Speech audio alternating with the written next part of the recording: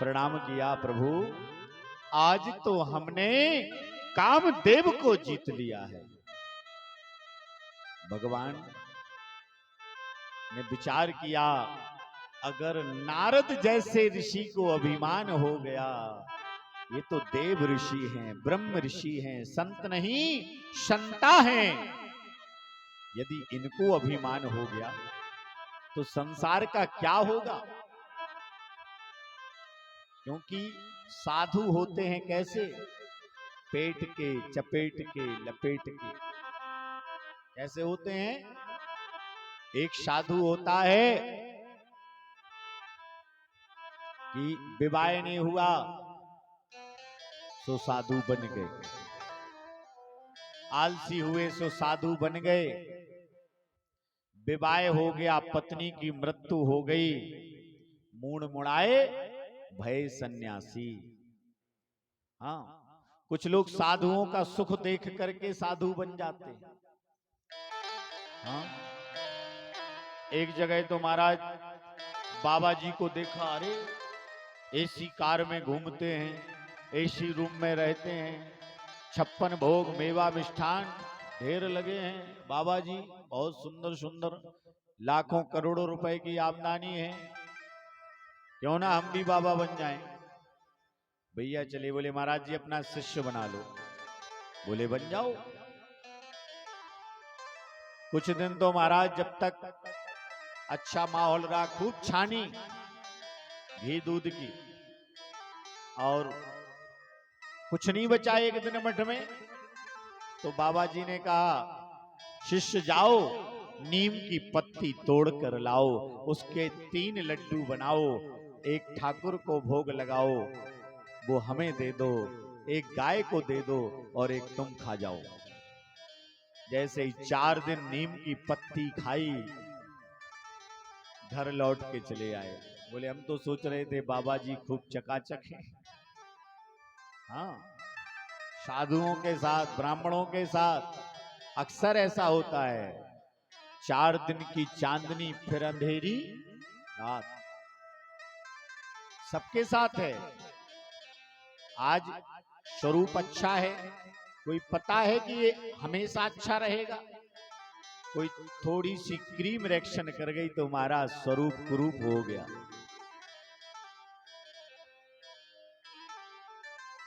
स्वरूप कुरूप हो गया, फिर कोई नहीं पूछता। इसलिए किसी चीज पर अभिमान मत करना, क्योंकि किसी को सुंदरता पर अभिमान है, किसी को बल, किसी को धन, किसी को परिवार का अभिमान है, तो अभिमान तोड़ने में तो मेरे प्रभु माहिर हैं। नारद जी को अभिमान देखा, अरे नारद जी ने तुरंत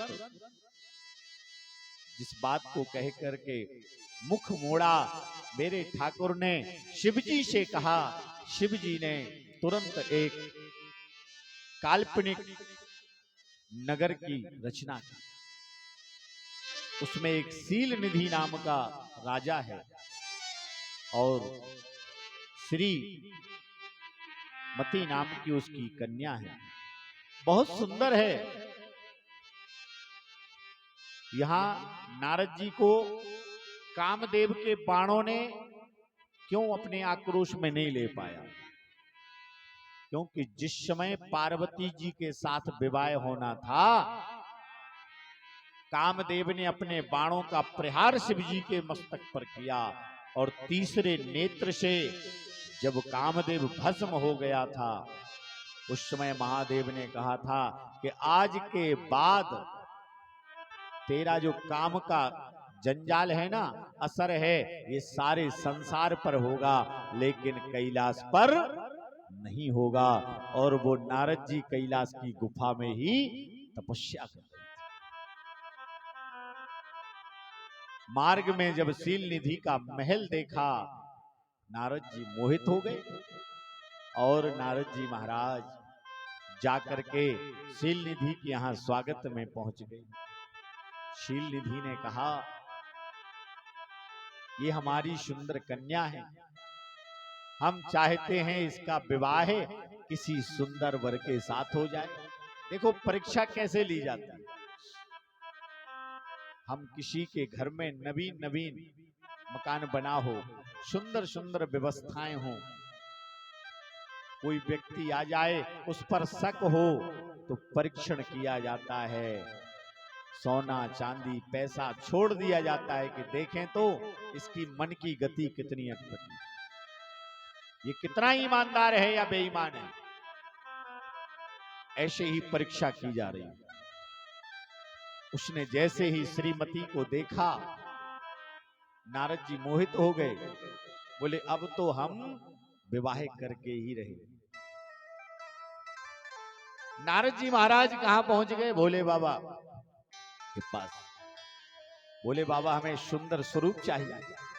भोले बाबा ने कहा ये व्यवस्था तो नारायण के पास है, वो सुंदर हैं, सुंदर बनाते भी हैं। भगवान के पास गए कि हे प्रभु ऐसी कृपा करो जिसमें हमारा हित हो। क्या कहा? ऐसी कृपा करो नाथ होए हित मोरा। अब भगवान ने सोचा कि भाई दो बातें कह रहे हैं कि हमें सुंदर स्वरूप दे दो, ऐसा स्वरूप देना जिसमें हमारा हित हो, हमारा भला हो। जब इस बात को भगवान ने विचार किया तो बोले अगर ये साधु से ग्रस्त बन जाएंगे तो इनका भला थोड़ी होगा, इनको साधु ही रहने दो। भगवान ने बंदर का स्वरूप दे दिया। कैसा स्वरूप दे दिया? बंदर का। और नारद जी महाराज सोच रहे हैं कि हमें बहुत सुंदर स्वरूप मिल गया है, आप अपने जैसा स्वरूप दे दो। भगवान ने कहा। आए शील निधि की सभा में बड़े बड़े राजा बैठे हुए हैं, स्वयंवर हो रहा है।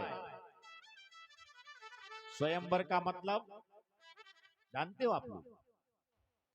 स्वयंवर, जो स्त्री कन्या अपने लिए वर चुने उसको कहते हैं स्वयंवर। पहले तो ये होता था, बड़े बड़े राजा लोग की कन्याओं को स्वयंवर की अनुमति थी। माला लेकर के देखा ये अच्छी नहीं है, ये अच्छे नहीं है, बार बार नारद जी कूद पड़े, आगे आकर के बैठ जाएं और इनको देखे ही ना वो और आगे बढ़ जाए। फिर नारद जी कूद करके फिर दो चार कुर्सी आगे बैठ जाएं। महाराज पूरी सभा हो गई। पूरी सभा होने के बाद हमारे नारायण प्रभु आए और नारायण प्रभु को उस श्रीमती ने माला पहना दी। तो भगवान तो चले गए।